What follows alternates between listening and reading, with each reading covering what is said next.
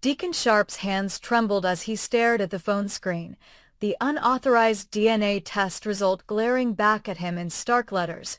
Ridge Forrester, not Eric Logan, was Hope's biological father. The revelation hit him like a bullet. 30 years of secrets, lies, and half-truths that had bound the Logan family together suddenly unraveled in an instant. He had discovered the truth months ago, long before Steffi's shooting, long before Finn's death, and he had lived with the weight of it, debating whether to protect Brooke or set the world ablaze. But now, with Hope embroiled in a bitter custody battle and Taylor Hayes harnessing every legal angle to push Brooke from Ridge's life, Deacon made a decision that would shatter every facade. He would bring the truth to light.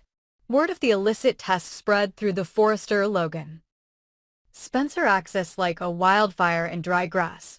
Brooke Logan, whose warm laughter and fierce loyalty had endeared her to generations of fans, found herself transformed overnight into the architect of the greatest deception in soap opera history. A woman who had lied about the paternity of her own daughter for 3 decades. The media scented blood in the water, headlines blared Brooke's big betrayal, Hope's father revealed, and talk show hosts dissected every moment of Brooke's life, replaying footage of her tearful confessions and her broken promises. Ridge, who had once placed Brooke on a pedestal as the one constant in his tumultuous life, staggered under the weight of both grief and fury. He had married Taylor believing he was closing a painful chapter and forging a brighter future, only to learn that the daughter he thought was Eric Logan's was his very own blood. The shock sent him reeling back to memories of Hope's childhood, her first steps, her first words, and he wondered whether he had ever truly known the woman he had raised as his sister. Meanwhile, Taylor, whose heart had shattered when she lost Ridge to Brooke's magnetic charm, sensed an opportunity both legal and personal. Armed with proof that Brooke had willfully concealed the truth about Hope's parentage, Taylor's lawyers pounced, drafting motions to annul Brooke and Ridge's previous marriage on grounds of fraud and to argue that Ridge had a right to a marriage free of deception. Taylor herself, once the graceful professional who plied her pen with gentle wisdom, found herself transformed into a shrewd strategist, whispering over Ridge's shoulder that you deserve a wife who stands for truth. The courtroom became a battleground not only for custody, but for marriage itself, with witnesses called to attest to Brooke's knowledge of the paternity secret and expert testimony on the emotional harm inflicted on Hope by decades of misdirection. Hope, caught at the eye of the storm, grappled with a decision that threatened to tear her world apart, reveal the truth and secure her legal standing as Ridge's daughter, which would bolster her case for sole custody of Douglas and shield him from the volatile swings of his mother's marriage, or keep silent to preserve the fragile alliances that had been painstakingly rebuilt after years of tragedy. In the quiet hours before the hearing, she wandered through the halls of Spencer Publications, the corridors echoing with memories of her childhood, when she had believed herself a Logan by birth and a Spencer by heart, never suspecting the genetic lie that had woven her identity. She pictured her mother's smile, the comfort of her embrace, and felt the familiar tug of loyalty. But she also heard the echo of Taylor's fervent appeals to do what was right, heard Deacon's confession that she deserved the unvarnished truth, and felt the ghost of Steffi whispering that in the name of integrity, some truths must be laid bare. The tension crescendoed at the pretrial meeting in Ridge's office, where Brooke, pale and resolute in a navy suit she had chosen to convey strength, faced Taylor, whose eyes shone with a mixture of triumph and sorrow. Hope sat between them, a trembling witness to the showdown, as Ridge, his usually confident bearing shattered, demanded answers. Brooke's voice, when it came, was quivering yet defiant. I lied to protect Hope's childhood, thinking the truth would destroy her. Taylor rose like a challenger in an ancient arena. Your lies have damaged her, not protected her. Now we have the proof to correct that damage. Hope stood, her voice trembling but unyielding. I need to know who I am. I need to know where I belong. Ridge, torn between the woman he still loved and the child he had never known was his own, closed his eyes and realized that any choice he made would sunder the Logan clan forever. Outside the courthouse, cameras rolled as Hope emerged clutching Deacon's file, her face set with determination. Would she present the DNA results to the judge, risking the collapse of Brooke's reputation and the unraveling of the extended Logan family, or would she tear up the file in a gesture of forgiveness, allowing the lie to continue for the sake of family unity? As she ascended the courthouse steps, the world held its breath, knowing that whatever she did next would not only decide her own fate and that of her son, but rewrite the history of every Forrester home, every Logan gathering, and every Spencer boardroom. In the bold and the beautiful most explosive chapter yet, the line between love and betrayal, loyalty and justice, blurred into a single, heart-wrenching question. When the man you call father turns out to be the stranger in your DNA, can a family built on lies ever survive the truth? Hope Logan Spencer paused at the threshold of the courthouse's grand oak doors, her fingers trembling around the edge of the manila envelope that contained Deacon Sharp's illicit DNA report.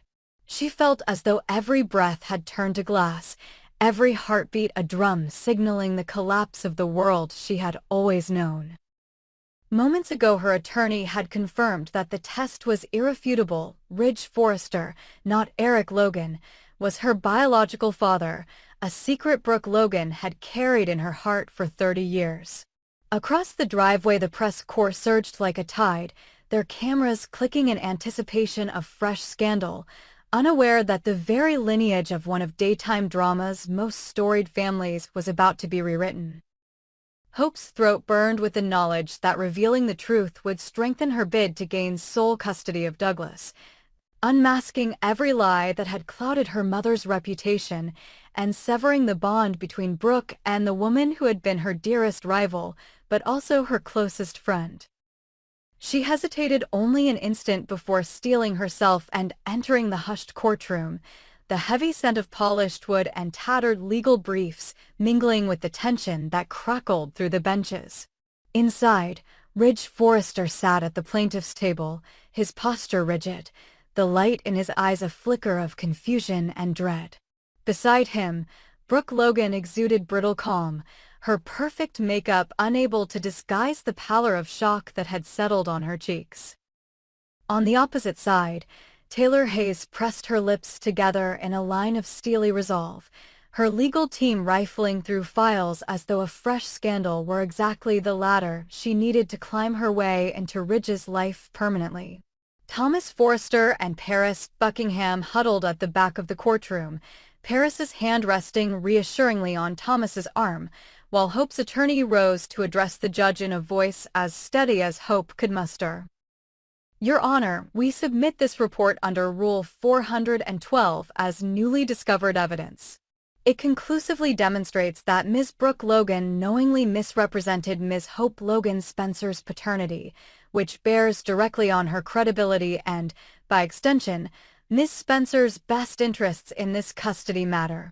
He extended the envelope across the polished oak, and the courtroom stilled as the clerk broke the seal and withdrew the single sheet of paper that would send shockwaves through 2 dynasties.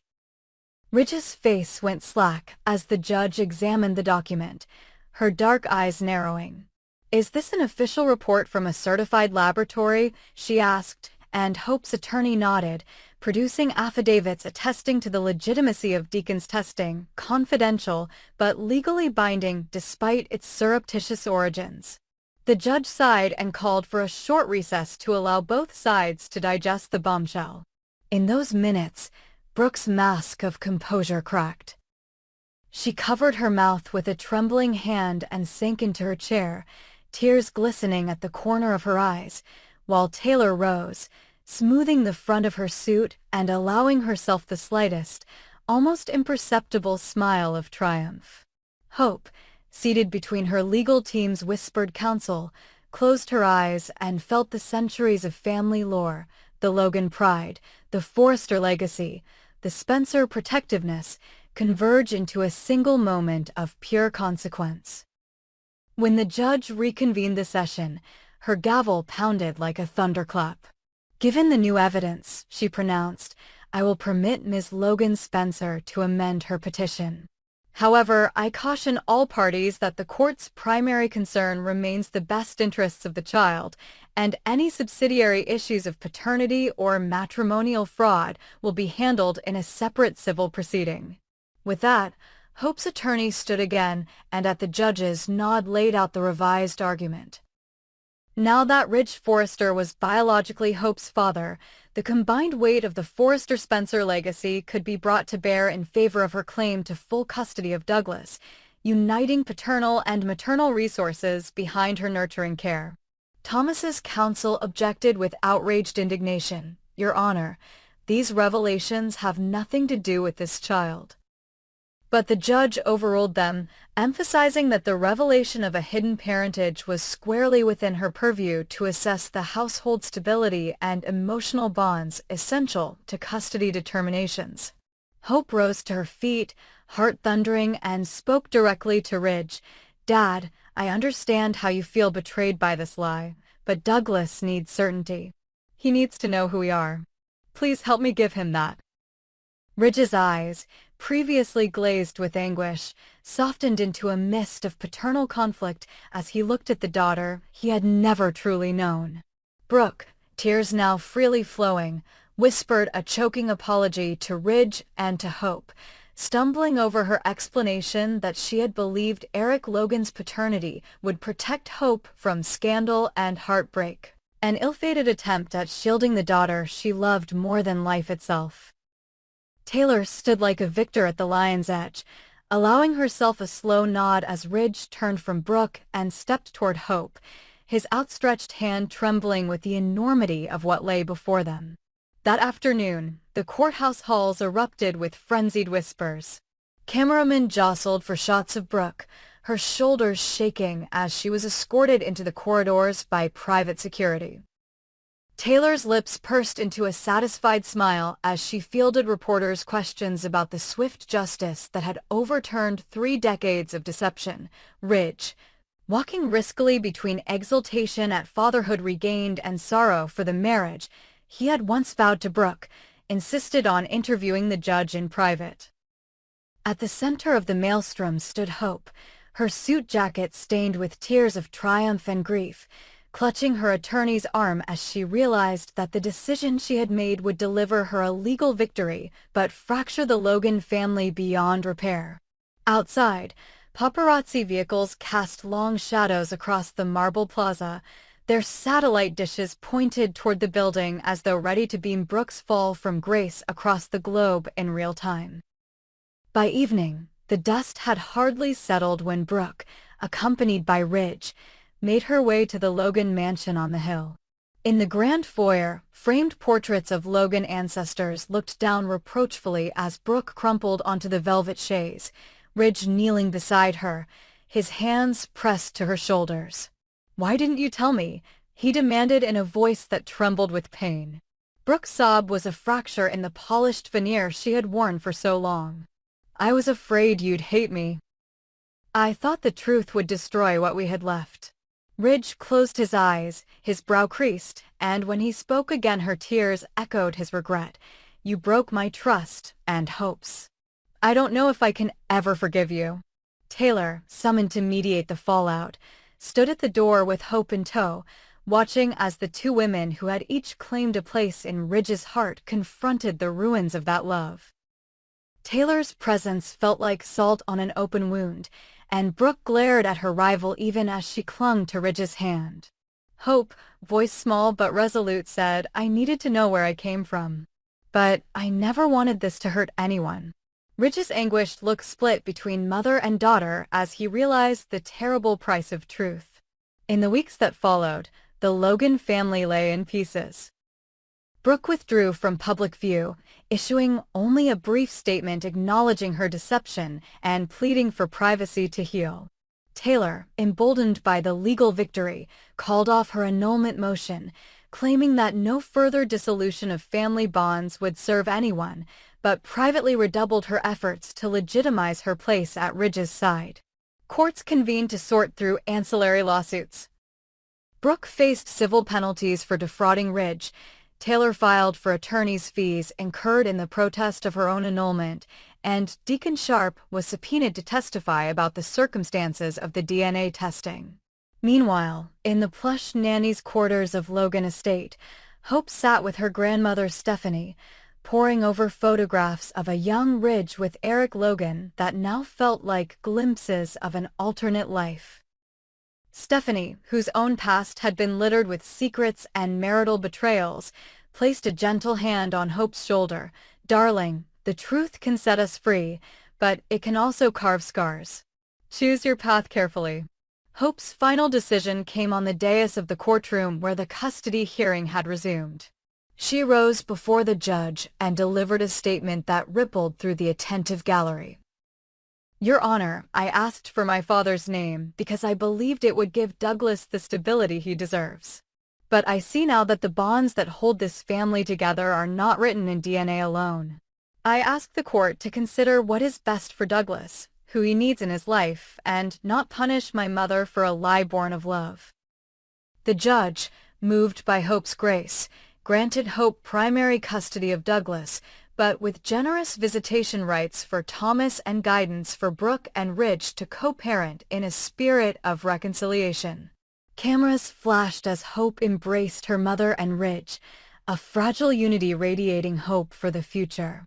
Taylor, seated to the side, allowed herself a small nod of respect before stepping down to offer her own arm to Ridge, a gesture that spoke of new beginnings tempered by hard-won humility. Outside, in the golden glow of late afternoon, Hope emerged into a world forever altered but quietly at peace. Brooke joined her to address the waiting press, the two women flanked by Ridge and Taylor in an unprecedented display of solidarity. Brooke's apology, public and unreserved, spoke of lessons learned, Taylor's offer of friendship, of wounds acknowledged, and Ridge's vow of fatherhood, of family rebuilt. As the cameras rolled, Hope's heart fluttered with cautious optimism. The truth had threatened to annihilate her world, and it had nearly done so, but in facing the lie she had found a truer bond than any she had ever known. The Logan name, stained by deception, would endure because Hope had chosen mercy over vengeance, forgiveness over fracture, proving that even the deepest cuts can heal if love guides the way. In the end, the legacy of the bold and the beautiful was not written in secrets kept, but in the courage to reveal them, and in the promise that every family, no matter how many lies may lie at its roots, can blossom anew when truth and forgiveness take root.